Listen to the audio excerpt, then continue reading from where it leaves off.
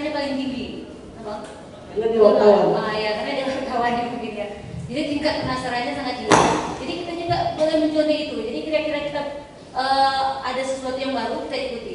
Jadi tingkatkan tingkat penasarannya, ditingkatkan Bang ya. Karena dari situ kita mulai membaca. Setelah membaca kita menulis.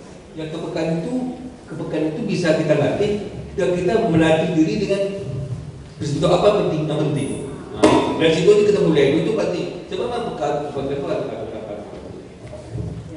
Selagi kita masih punya hati nurani, kita akan terus menulis sebenarnya. Oke, baik. Ada lagi? Iya, silakan.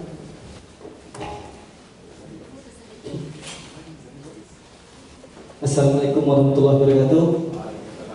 Selamat malam dan selamat bertemu kembali di malam Muda Penyangga ini. Ini mungkin sedikit curhat atau apalah namanya. Saya dikatakan hobi membaca ya dari sejak mulai pandai membaca lah Pak.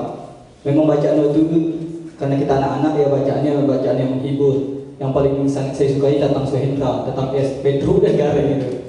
Terus di tahun 2000-an kalau tidak salah Yayasan Doha Riau memberi buku secara gratis ke sekolah-sekolah dan itu saya ingat saya masih SD. Nah, dari sekian banyak buku itu saya yang lebih suka itu baca buku karya-karya Afril Cik dan Hangkah Prawi. Meskipun nama-nama lain seperti saya menemu Pak Taufik Ikram Jamil dan sebagainya, tapi saya tidak suka karena bagi saya waktu itu tak baca apa-apa, puisi, cerpen, saya lebihnya cerita. Terus saya tahu puisi Pak Taufik, karya-karya Pak Taufik Ikram Jamil itu besar ketika saya memang sudah besar, maksudnya besar usia, besar pemahaman tentang karya sastra. Ya tahun 2009 cukup lama saya rasa bahwa saya tahu Taufik Ikram Jamil itu karyanya besar ya, orang besar ya, karyanya bagus ya. Saya merasa terlambat membaca karya-karya beliau. Saya mungkin jatuh cinta di karya Empasan Gelombang itu Pak. Karya Nobel pertama itu apa? Empasan Gelombang, ya Empasan Gelombang. Bagaimana memainkan sejarah-sejarah kemudian mengangkat peristiwa kekinian. Nah, yang ingin saya tanyakan, menulis ini kita memikirkan konsumen Pak, memikirkan konsumen. Nah, kadang saya berpikiran seperti ini, terlalu berat yang kita tulis kadang, yang lalu kita pikirkan konsumen. Saya rasa kita juga tidak menjadi besar. Nah, besar dalam sebuah karya sastra itu apakah memang dia karyanya bagus atau memang dia banyak dikenal oleh masyarakat, terutama masyarakat awam Pak. Ini pengalaman saya. 2014 saya pulang kampung, terus main di kantin sekolah, main lagi. Kemudian kata ibu kantin, engkau jadi penulis sekarang ya? Enggak, saya bilang, saya mesti teater. Enggak, kemarin aku baca puisi kau di Riau Pos. Aku beli koran bekas di Selat Panjang. Nah, itu penghargaan luar biasa bagi saya. Wah, orang kantin kenal dengan saya sebagai penulis, bukan orang teater. Nah, yang itu kembali saya tanya tadi, apakah kita menulis memikirkan konsumennya juga penulis atau masyarakat awam Pak? Mungkin itu Pak. Sekian, terima kasih. Ya, ada satu adik Yu mengatakan bahwa karya sastra itu besar karena masyarakatnya besar. Tapi maksudnya gini, ketika kita nih Indonesia ini adalah minat baca itu nomor 2 terendah dari sebuah negara. Dalam 1000 orang cuma 1 orang cuma yang minat baca. Orang Indonesia ini membaca 1 tahun 1 orang rata-rata tidak sampai 1 judul. Bandingkan dengan Malaysia 3 judul, apalagi kita baca Singapura. Jadi yang itu sebetulnya tingkat baca itu. Tapi kalau bagi saya ketika berkarya saya tidak memikirkan konsumen, tapi bagaimana saya memikirkan untuk konsumen. Kalau saya memikirkan konsumen, maka karya saya timbul karya pop. Konsumen maunya ini jadinya timbul itu secara pasar.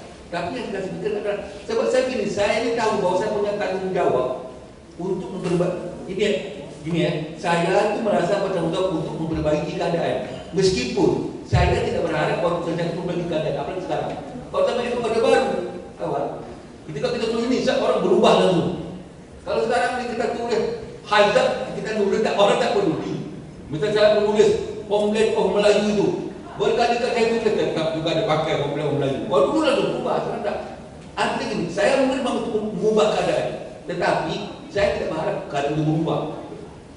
Saya boleh supaya kotak penting apa kepada orang pendidikan. Jadi kita ini sebagai seorang penulis, kita ini setidaknya mempunyai suatu pencerahan dan kita harus membagi keadaan. Tapi dalam keadaan itu berubah hanya Allah yang apa? Ya, hanya Allah. Tapi kita harus. Dan seandainya ada seorang umat yang tidak pernah tergelisah dengan keadaan umat sekarang ini, maka dia bukan kebetulan umat seperti itu. Jadi kita harus dan sebaiknya seperti ini. Tapi dia berubah itu atau berubah itu lain gitu ya. Sampai kalau kita kasih contoh ya, contoh bagaimana Rasulullah minta Allah tolonglah Abu Muttalib ini masuk Islam. Kata Allah, itu bukan tugas kau menang sampai yang tidak boleh buat orang. Kita juga begitu. Kita ini penulis ini memang posisi. Ini kalau kita lihat orang lain ngomong itu omong kosong, itu satu kenyataan. Penulis ini dasarnya dia ilhamnya itu di bawah wahyu, gitu kan? Di bawah wahyu dia punya ilham itu. Jadi kita harus pikirkan apa yang harus kita buat pada masyarakat dan kita pikir apa maunya masyarakat, gitu kan? Nah, ada moral kita berubah itu saudara. Kita harus ini pikiran kita sendiri. Ada beberapa kawan-kawan penyair itu mengatakan puisi itu sebenarnya seperti yang Bapak katakan tadi tak bisa seperti Melayu tadi ya, tak bisa nak kita ikat dengan suatu definisi apa itu puisi, karena luas mungkin ya, masing-masing orang menanggapi tentang puisi itu berbeda-beda. Nah jadi kalau menurut pandangan Bapak pribadi ini, kira-kira puisi yang sebenarnya itu seperti apa? Karena kadang kita agak bingung gitu ya, sempat agak bingung gitu kan. Ketika saya menuliskan seperti ini, minta tanggapan salah seorang kawan, katanya puisi kau tak unik katanya. Tak ada sesuatu yang menarik yang berbeda dari puisi kau. Kemudian di sisi lain, kalau kita tengok karya penyair-penyair seperti ini siapa? Ya inilah, ada juga yang bersahaja gitu kan, menceritakan tentang kehidupan kita sehari-hari, bahkan hal-hal sederhana dalam rumah tangga misalnya. Nah itu yang beliau ceritakan dengan begitu mengalir gitu kan. Nah jadi menurut Bapak sebenarnya puisi yang sebenarnya itu seperti apa gitu kan. Nah itu yang pertama. Kemudian yang kedua, pencerahan untuk kami yang para pemula gitu kan. Macam mana kira-kira trik bagi kami supaya karya-karya kami itu bisa diterima oleh masyarakat umum. Seperti Bapak kan sudah sangat lama sekali ya, bisa kita tengok karya-karya Bapak tuh bisa diterima di masyarakat umum, bisa tembus ke media-media nasional. Jadi itu trik-triknya seperti apa. Kemudian yang ketiga, banyak Pak ya. Yang ketiga mengenai persoalan tentang bahasa Melayu. Ini dah sering, kadang ini ada timbul pertanyaan dari kawan-kawan berinilah tentang bahasa Melayu itu sendiri. Kan kita tahu bahasa Melayu itu cikal bakal dari bahasa Indonesia. Tapi kalau kita tengok kenyataannya bagi bangsa Indonesia nih macamnya tak mendapat tempat gitu. Bahkan contoh sederhana aja lah misalnya dari bahasa misalnya datuk sama daten. Nah datuk itu kan biasanya digunakan untuk lelaki, daten itu untuk istri dia, untuk perempuan. Tapi kalau masyarakat Indonesia yang awam tuh tak tahu istri dia pun dipanggil datuk juga. Padahal itu istilah yang sangat sederhana sekali ibaratnya gitu kan. Nah kemudian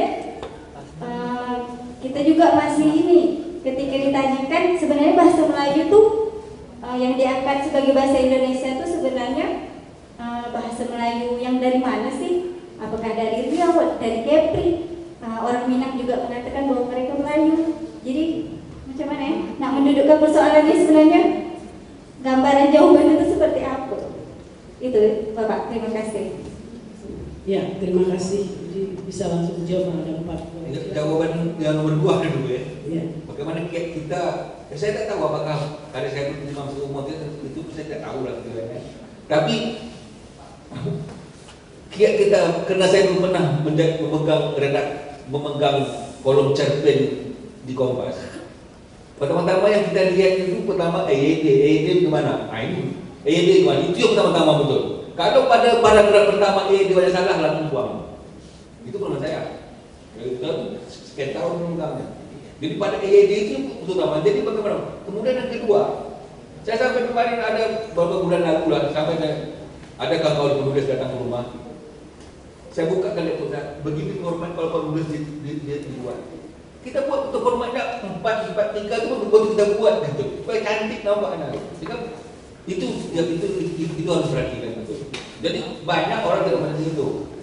Kalau dulu katakan bagai mesin tik ya, bagai mesin tik itu kadang kita memisahkan antara sama bawah saja jadi masalah. Sama sekarang banyak masalah. Orang-orang yang doktor kan menulis ejaan banyak masalah. Di media itu sangat berhati-hati betul. Yang kedua soal yang kita soal bahasa. Yang jelas bahasa Melayu itu kan bukan sesuatu yang datang tiba-tiba. Kalau kita mau kita lihat secara bahasa Melayu itu kita tahu dia pada zaman prasasti bukit.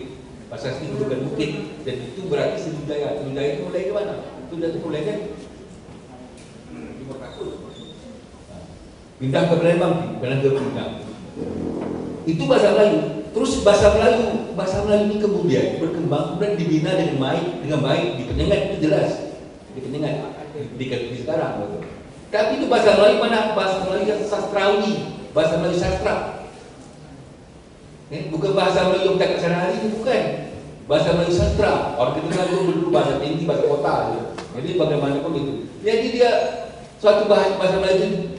Kalau kita mau mengatakan, kalau mau dipisahkan juga antara Gayatri dari orang itu dari Riau itu udah datang dulu. Baru ke sana itu dibina. Bahwa sana membina itu belum luar biasa. Itu belum pernah dilakukan oleh orang manapun di kawasan Melayu. Jadi tapi bahasa sastra, bahasa tulis. Yang pertama apa? Yang pertama, puisi itu apa? Kalau saya membedakan puisi, saya membedakan dulu dari puisi dengan puisi. Kalau bagi saya, kalau puisi itu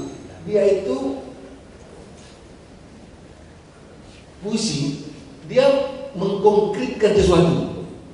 Tapi kalau prosa dia mengabstrakkan. Itu orang ini kata pagi dah bang, sudah kata balik sana. Justru kalau cerpen prosa mengabstrakkan. Tapi kalau puisi mengkonkretkan, contohnya mengabstrakkan. Ini ya, contohnya mengabstrakkan. Ketika hujan tadi, kalau cerpen dia tak bisa sebut hujan, tapi sebut air turun dari langit menghitam. Itu cerpen itu. Tapi kalau puisi bagaimana hujan, gitu aja. Nah, itu hujan. Itu bagi saya itu. Tapi itu juga bisa dirujuk dari pendapat Profesor Dr. Sapadi Dr. Artinya saya juga beberapa itu dari rujukan gitu juga. Kemudian kalau menurut pada tadi, seperti itu kembali kan. Jadi sekarang menurut kau tuh yang awak bikin puisi atau tidak, itu ada persoalan lagi. Kalau waktu puisi itu betul tadi kan. Bagi saya seperti itu juga. Maka saya kadang hari ini saya bekerja pena, besok sekarang giliran puisi itu coba gitu. Oke, baik. Terima kasih Bang Taufik. Masih ada? Kalau tidak ada, mungkin Bang Taufik punya penutup untuk teman-teman di sini. Apa yang ingin Bang Taufik sampaikan dari diskusi kita pada malam ini? Pesan lah, katakan pesan untuk menutup diskusi kita. Pesan saya tidak ada, tapi mari kita bersama-sama meretas jalan ini. Mungkin dengan pemahaman masing-masing itu terserah, tapi kita jelas punya satu tujuan untuk memuliakan manusia. Baik, kita berikan aplaus untuk Bang Taufik dan